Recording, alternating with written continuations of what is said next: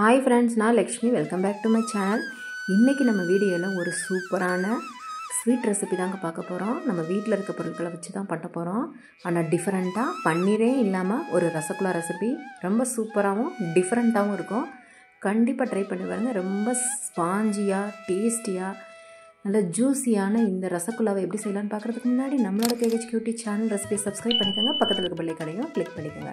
இதுக்கு நான் 1 கப் அளவுக்கு மாவு ஜவ்வரிசிங்க நம்ம வத்தல் செய்கிறதுக்கு யூஸ் பண்ணுவோம் இல்லையா, அந்த ஜவ்வரிசி தான் யூஸ் பண்ணணும். நைலான் ஜவ்வரிசி வேண்டாம்.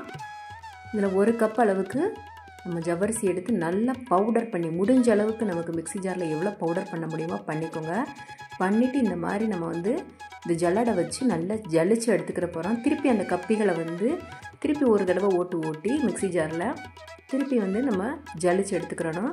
கடைசியாக விழுகிற கப்பிகளை நீங்கள் வேஸ்ட் பண்ண வேணாம். பாயாசம் செய்யும்போது நம்ம அதை யூஸ் பண்ணிக்கலாம்.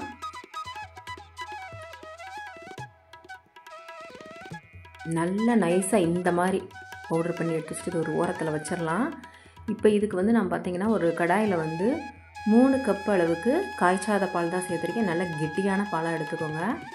3 கப் பால் 2 நிமிஷம் மட்டும் நல்லா கொதிக்கட்டும்.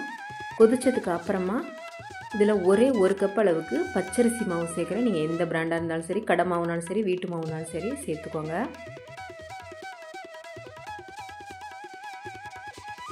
இப்போ இதில் 1 டேபிள் ஸ்பூன் அளவுக்கு நெய் சேர்த்துக்கலாம். நெய் அவ்வளோதாங்க, நம்ம இதுக்கு மீறி நம்ம சேர்க்க போகிறது கிடையாது.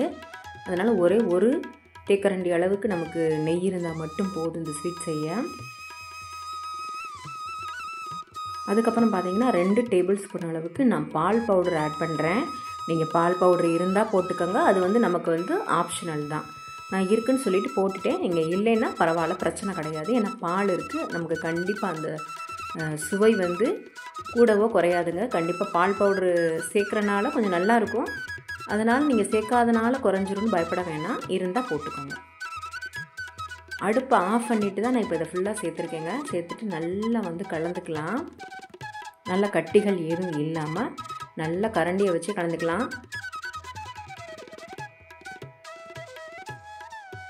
நல்லா இந்த மாதிரி கலந்துட்டு அதுக்கப்புறம் நம்ம அரைச்சி வச்சுருக்கோம் இல்லையா, நல்லா பவுடர் பண்ணி வச்சுருக்கோம்ல ஜவ்வரிசி, நீங்கள் எல்லாமே நீங்கள் எந்த கப்பில் ஜவ்வரிசி எடுத்தீங்களோ அதே கப் அளவில் தான் நம்ம பாலாக இருக்கட்டும், சர்க்கரையாக இருக்கட்டும், அரிசி மாவாக இருக்கட்டும் எல்லாமே அளக்கணுங்க. வேறு கப்பில் மாற்றி மெஷர்மெண்ட் பண்ணாதீங்க.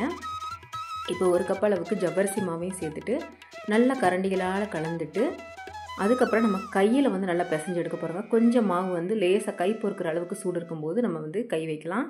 ரொம்ப பால் சூடாக இருக்கும்போது நம்ம சேர்த்துருக்கோம் இல்லையா, அதனால் கொஞ்சம் சூடு ஆறுனதுக்கு அப்புறமா நம்ம மாவு நல்லா நமக்கு சாஃப்டாக கிடைக்கிற மாதிரி பிசைஞ்சு கொடுத்துக்கலாம். கையில் ஒட்டவே கூடாதுங்க, அதுதான் கரெக்டான பதம். இப்போ பாருங்கள், நான் ஒரு தட்டுக்கு மாற்றிட்டேன். இப்போ மாவை உங்கள் கையில் எடுத்து காட்டுறேன் எவ்வளோ சாஃப்டாக வந்திருக்குன்னு சொல்லிட்டு. சாஃப்டாகவும் நமக்கு இது மாதிரி உருண்டைகள் போடும்போது கையில் ஒட்டக்கூடாதுங்க. அதுதான் கையில் நெய்யெல்லாம் தேய்க்கலைங்க, அந்த மாவுலேயே தான் நான். அதுக்கப்புறம் பாலும் தண்ணியும் எதுவும் ஆட் பண்ணக்கூடாதுங்க. நம்ம எவ்வளோ ஊற்றினமோ அதே அளவு தான் இருக்கணும், மாறக்கூடாது. இப்போ உருண்டைகளை நல்லா உருட்டிடலாம். ரசகுல்லாக்கு உருட்டுற மாதிரி நீல வாக்குலேயே ரவுண்டாக உருட்டிட்டு ஒரு இட்லி பாத்திரம் நல்லா தண்ணி கொதிக்க வச்சுருக்கீங்க. 10 நிமிஷம் மீடியம் ஃப்ளேமில் வச்சு வேக விட போகிறோம். 10 நிமிஷத்துக்கு அப்புறமா நான் உங்களுக்கு எடுத்து காட்டுறேன். நல்லா வெந்திருக்கா இல்லையான்னு மட்டும் பார்ப்போம். நல்லா வெந்துருச்சு. வெந்ததுக்கு அப்புறமா தான் இப்போ நான் உங்களுக்கு காட்டுறேன். இப்போ இதை கம்ப்ளீட்டாக ஆற விட்டுருங்க.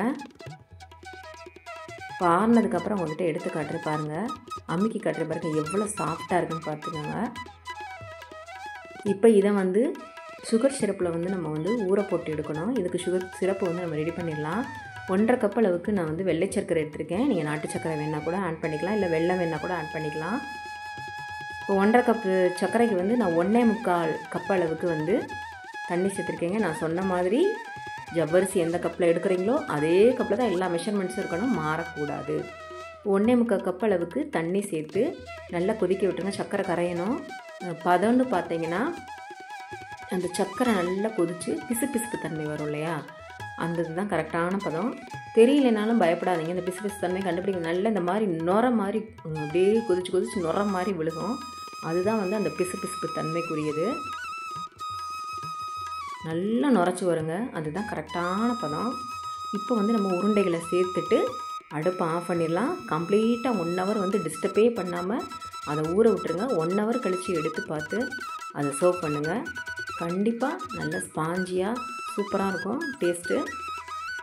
வீட்டில் செஞ்சு கொடுத்துட்டு எல்லாத்துட்டையும் கேளுங்க. இது வந்து கண்டிப்பாக வந்து நம்ம ரைஸ் ஃப்ளோரோ இல்லை ஜவ்வரிசி மாவில் செஞ்சோன்னே சொல்ல மாட்டாங்க. கண்டிப்பாக பன்னீரில் செஞ்ச ரசகுல்லான்னு தான் சொல்லுவாங்க. அவ்வளோ பெரிய அளவுக்கு டிஃப்ரென்ஸ்லாம் இருக்காதுங்க. ரொம்ப சூப்பராகவே இருக்கும். கண்டிப்பாக எல்லாருமே ட்ரை பண்ணுங்கள். இப்போ இதில் வந்து நம்ம வாசனைக்கு வந்து பார்த்திங்கன்னா ஏலக்காய் வந்து நான் 2 வந்து தட்டிட்டு சேர்ப்பேன். கடைசியாக தான் நான் சேர்க்குறேன். அப்போ தான் அந்த அரோமா வந்து நல்லா இறங்குங்க. நீங்கள் தூளாக இருந்தால் கூட தூளாக சேர்த்துக்கலாம். இந்த சாஃப்டான ஜூஸியான ரசகுல்லாவை கண்டிப்பாக மறக்காமல் ட்ரை பண்ணுங்கள். செஞ்சு பார்த்துட்டு கமெண்ட் செக்ஷனில் உங்கள் ஃபீட்பேக்கை கொடுங்க. இது மாதிரியான டிஃப்ரெண்ட்டான ஸ்வீட் ரெசிபி வேணும்னா கமெண்ட் செக்ஷனில் உங்கள் பதிவுகளை போடுங்க ஃப்ரெண்ட்ஸ். யார் யார் செஞ்சு பார்த்தீங்கன்றதையும் சொல்லுங்கள். மறக்காமல் நம்ம சேனலுக்கான சப்போர்ட்டையும் கொடுங்க. லைக் பண்ணுங்கள், ஷேர் பண்ணுங்கள், கமெண்ட் பண்ணுங்கள். தேங்க்யூ ஃபார் வாட்சிங் ஃப்ரெண்ட்ஸ்.